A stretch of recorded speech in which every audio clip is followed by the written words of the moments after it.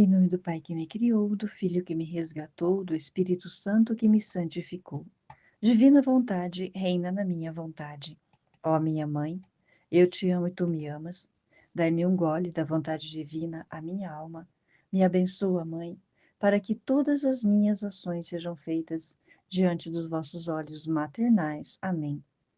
Suprema Majestade, eu venho em sua vontade divina, em nome de todos, do primeiro ao último homem que existirá na terra, para dar a ti as homenagens que tendes direito, as adorações, os louvores, o amor, as reparações por todos e por cada pecado. Vem o Senhor na sua divina vontade. Dou-te a minha vontade humana, por meio do Imaculado Coração de Maria, que possui todos os dons e os frutos da divina vontade. Dai-me, Senhor, então a tua divina vontade. Vem, ó divina vontade, nesta ação que eu estou a fazer, que é em todas as ações que eu farei durante este dia. Amém, fiat.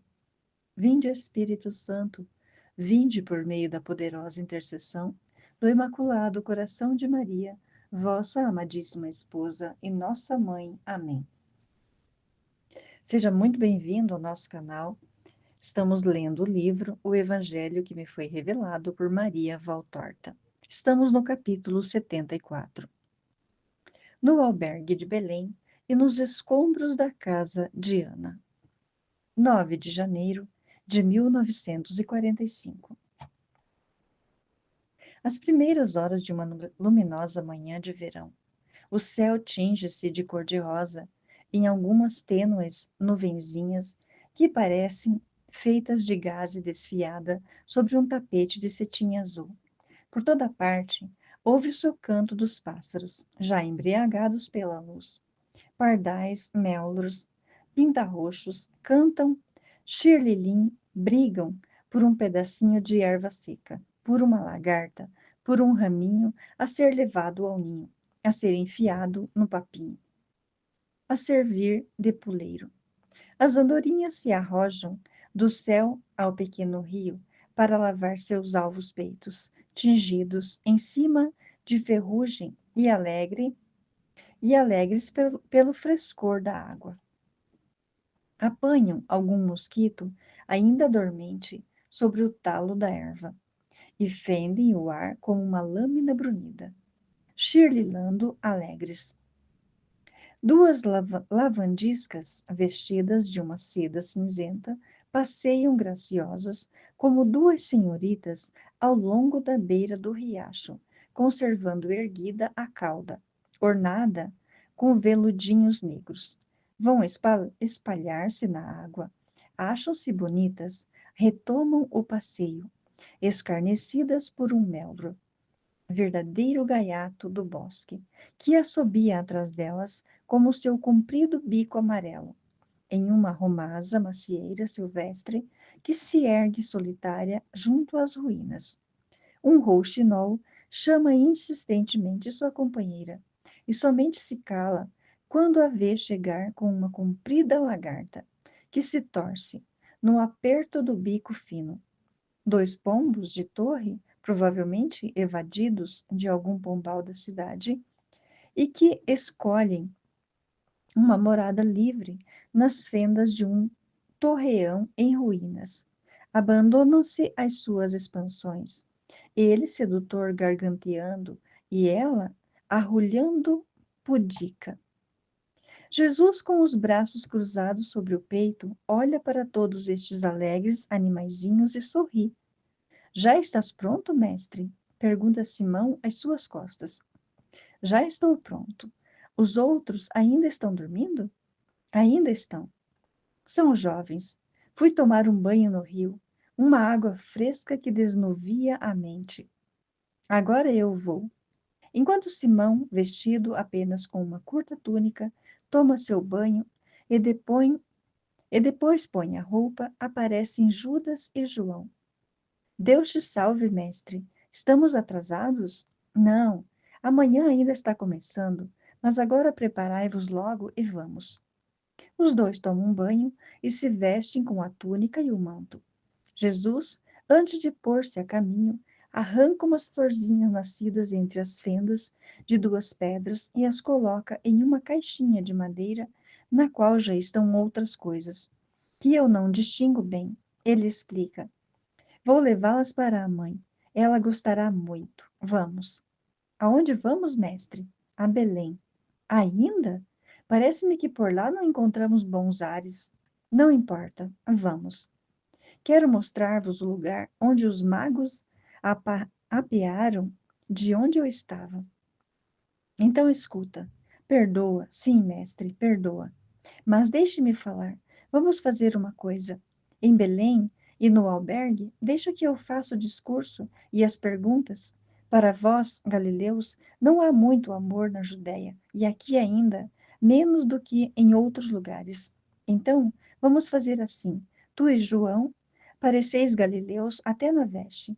Tendes uma veste muito simples. E depois, esses cabelos, por que teimais em conservá-los tão compridos?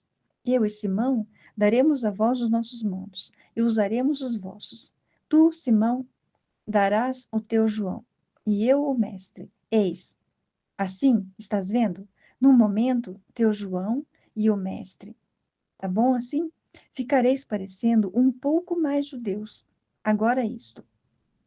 Judas tira o seu capuz. É um pedaço de tela com listras amarelas, marrons, vermelhas, verdes, como um manto todas alternadas, estando preso em seu lugar com um cordão amarelo, e o coloca na cabeça de Jesus, ajeitando-o ao longo das faces, para esconder os longos cabelos loiros. João fica com o verde bem escuro de Simão. Oh, agora está melhor. Eu tenho um senso prático. Sim, Judas, tu tens o senso prático, é verdade. Toma cuidado, porém, para que ele não supere o outro senso. Qual, mestre? O senso espiritual. Não, mas em certos casos é bom sabermos ser mais políticos do que embaixadores. E escuta, ser bom ainda, é para o teu bem. Não me desmintas se eu disser algumas coisas, que não são verdade, é isso. Que é que estás querendo dizer? Por que mentir? Eu sou a verdade, e não quero mentira, nem em mim, nem em torno de mim. Oh, eu não direi senão meias mentiras. Direi que estamos todos voltando de lugares distantes, do Egito, talvez, e que desejamos ter notícias de amigos queridos. Direi que somos judeus, que estamos de volta de um exílio, no fundo. Em tudo há um pouco de verdade. E depois, quem está falando sou eu. Mentira, mais mentira, menos mentira. Mas Judas, para que enganar? Deixa para lá, mestre. O mundo se rege sobre mentiras, e algumas vezes elas são necessárias.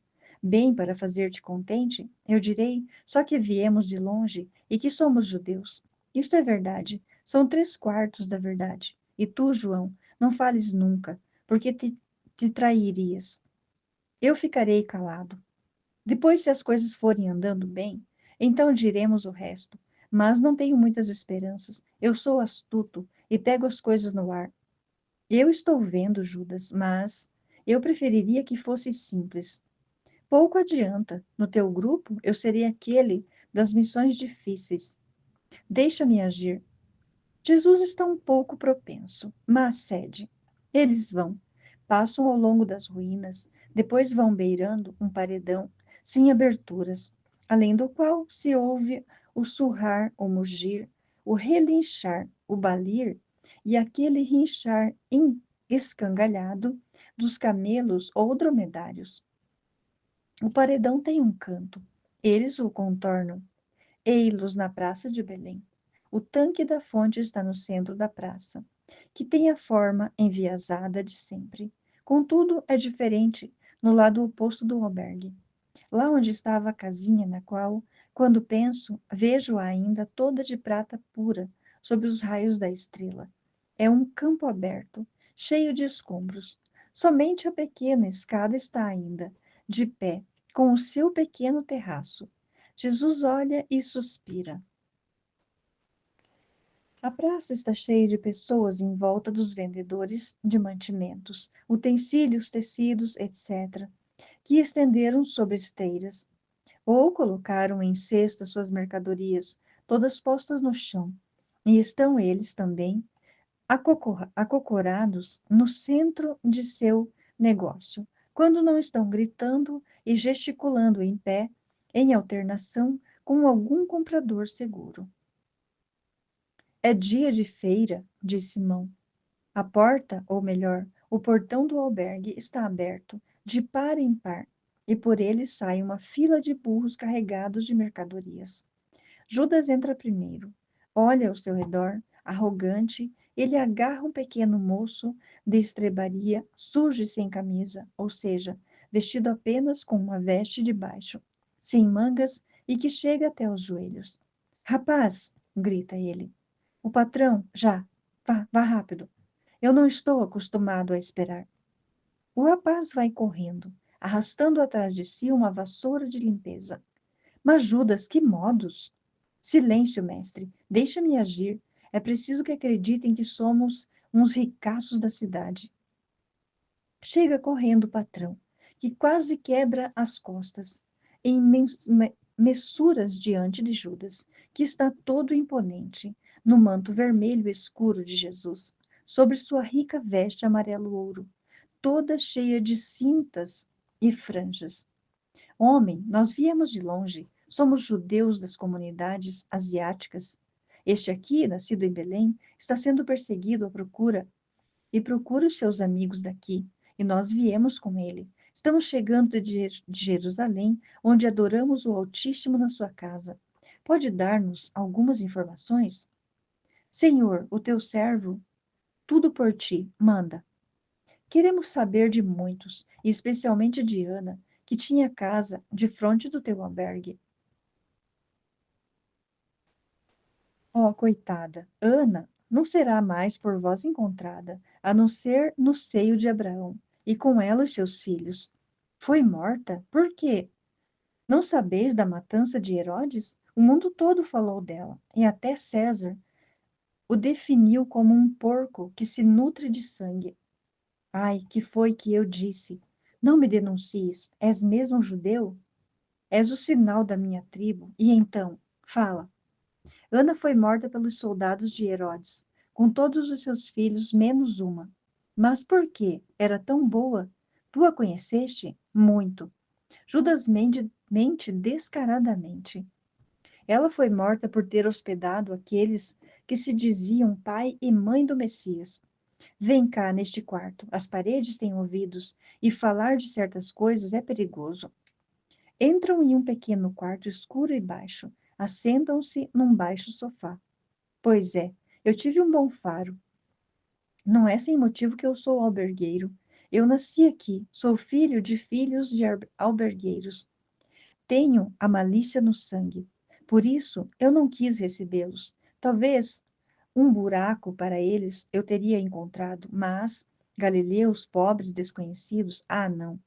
O Ezequias não caí nessa. E depois eu sentia que eram diferentes. Aquela mulher com uns olhos, não, ela devia ter o demônio dentro de si.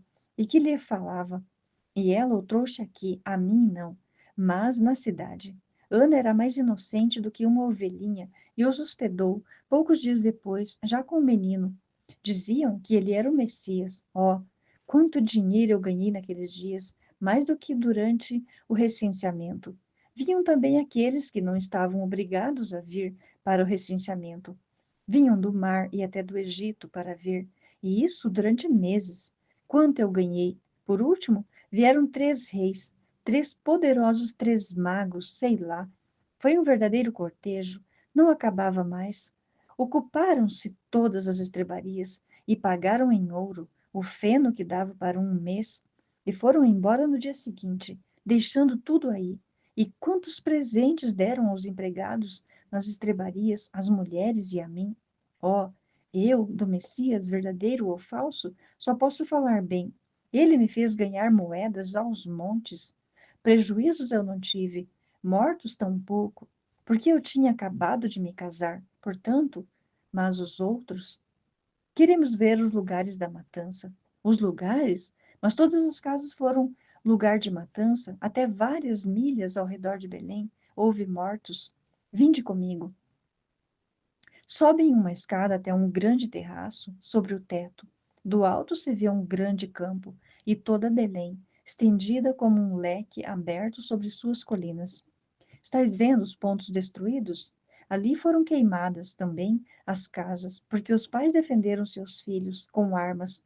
Estais vendo lá aquela espécie de poço coberto de eira? Aquilo é o que restou da sinagoga, queimada com o arquissinagogo, que havia afirmado ser aquele o Messias, queimada pelos sobreviventes, enlouquecidos por causa da morte de seus filhos. Quantos aborrecimentos tivemos depois! E lá, estás vendo? Aqueles sepulcros são das vítimas. Parecem ovelhinhas espalhadas entre o verde, a perder de vista todos os inocentes e os pais e as mães dos mesmos. Estás vendo aquele tanque? Era vermelha sua água depois que nele os sicários limparam suas armas e suas mãos. E aquele rio lá atrás, vós o vistes? Chegou a ficar cor-de-rosa por causa da grande quantidade de sangue que ele recebeu das cloacas. E ali, eis ali, na frente, aquilo é o que resta de Ana. Jesus chora. Tu o conhecias bem? Responde Judas. Ela era como uma irmã para sua mãe, não é verdade, amigo? Jesus responde somente sim. Compreendo, diz o albergueiro, e fica pensativo. Jesus se inclina para falar mais baixo com Judas. O meu amigo queria andar sobre aquelas ruínas, diz Judas. Pois vá, elas são de todos. Eles descem, saúdam e vão. O hospedeiro fica decepcionado. Talvez esperasse ganhar alguma coisa. Atravessam a praça, sobem pela escadinha que sobrou. Daqui, Jesus diz, minha mãe me fez saudar os magos, e daqui descemos para irmos ao Egito. Algumas pessoas estão olhando os quatro sobre as ruínas. Uma delas pergunta: serão parentes da morta? Amigos. Uma mulher grita: não façais mal à morta, ao menos vós. Como os outros seus amigos fizeram mal a ela enquanto viva e depois escaparam salvos. Jesus está ereto no corredor, junto à parede que o limita, e por isso há uma boa altura, cerca de 2 metros acima da praça, com o vazio atrás de si, um vazio cheio de sol, que o nimba todo e faz ainda mais cândida a veste de linho alvíssimo, que o cobre sozinho. Agora que o manto escorregou-lhe das costas e está aos pés dele, como uma base multicolor. Atrás ainda, o fundo verde e desordenado daquilo que foi a horta e o campo de Ana, agora transformado em um matagal coberto de escombros espalhados. Jesus estende os braços. Judas, que vê o gesto, diz: não fales, não é prudente. Mas Jesus enche a praça com a sua voz potente. Homens de Judá, homens de Belém, ouvi, ouvi, ó vós, mulheres da terra consagrada a Raquel. Ouvi a alguém que vem de Davi, que perseguindo sofreu, que perseguido sofreu, e que tornado digno de falar, fala, para dar-vos luz e conforto. Ouvi. As pessoas param de gritar, discutir, comprar e se ajuntam. É um rabi. Certamente vem de Jerusalém. Quem é? Que belo homem, que voz, que modos! E além disso, se é da descendência de Davi, então é nosso. Ouçamos, ouçamos. Toda a praça está agora perto da escadinha, que parece um púlpito. No Gênesis está escrito: eu porei inimizade entre ti e a mulher. Esta te esmagará a cabeça, e tu armarás ciladas ao seu calcanhar. E está escrito ainda: eu multiplicarei os teus sofrimentos e as tuas gestações, e a terra produzirá abrolhos e espinhos. Esta foi a condenação do homem, da mulher e da serpente. Tendo vindo de longe para venerar o túmulo de Raquel, ouvi no vento da tarde, no orvalho da noite, no lamento do rouxinol, pela manhã, repetir-se os soluços da antiga Raquel, pelas tantas bocas das mães de Belém, encerradas nos sepulcros e nos corações. E ouviu rugir da dor de Jacó, na dor dos viúvos, que ficaram sem suas esposas, porque a dor os matou. Eu choro convosco, mas ouvi, ó irmãos da minha terra, Belém, terra bandida, terra bendita, a menor das cidades de Judá, mas a maior aos olhos de Deus e da humanidade, porque berço do Salvador, como diz Miqueias, exatamente por ser assim, por ser destinada a ser o tabernáculo sobre o qual pousaria a glória de Deus, o fogo de Deus, o seu amor encarnado, desencadeou o ódio de Satanás. Porém, inimizade entre ti e a mulher, e manterá sob o seu pé, e tu armarás ciladas ao seu calcanhar. Que inimizade é a maior do que aquela que tem em mira os filhos, que são o coração do coração da mulher? E qual é mais forte pé do que aquele da mãe do Salvador? Eis porque foi natural a vingança de Satanás vencido, o qual, não ao calcanhar, mas ao coração das mães, pela mãe, ocorreu a sua insídia. Ó, multiplicados sofrimentos, ao perderem os filhos, depois de tê-los dado à luz. Ó, terríveis espinhos de ter semeado e suado pela prole, e serem pais sem terem mais a sua prole. Mas jubila, Belém, o teu sangue mais puro, o sangue dos inocentes, fez um caminho de fogo e de púrpura para o Messias. A multidão que vinha sempre mais rumorejando, desde quando Jesus falou no Salvador e depois na mãe dele, agora mostra um sinal mais claro de agitação. Cala-te, mestre, diz Judas, e vamos embora. Mas Jesus não lhe dá ouvidos e continua. Para o Messias, que a graça de Deus Pai salvou dos tiranos, a fim de conservá-lo para a salvação do povo, e uma voz estridente de mulher grita: cinco deles eu tinha dado à luz, e mais nenhum está em minha casa, pobre de mim. E grita histericamente. É o começo da algazarra. Uma outra se revolve na poeira, rasga as vestes, mostra uma de suas mamas mutilada no bico e grita: aqui, aqui, sobre esta mama, é que degolaram o meu primogênito. A espada cortou-lhe o rosto, juntamente com o bico do meu seio. Ó, o meu Eliseu.